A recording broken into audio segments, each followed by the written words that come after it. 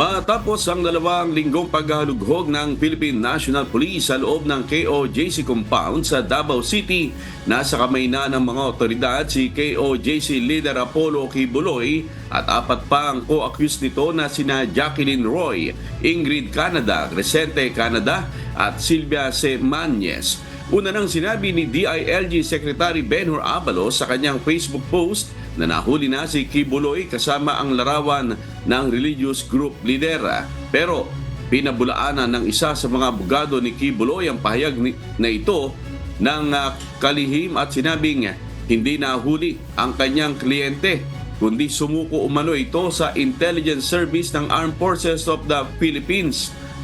Nagpapasalamat naman si Police Davao Regional Chief Brigadier General Nicolas Torre III na siyang nauna sa paghahanap kay Kibuloy sa ginawang pagsuko ng religious group leader, pati na sa kooperasyon ng KOJC members sa ginawa nilang operasyon sa loob ng compound.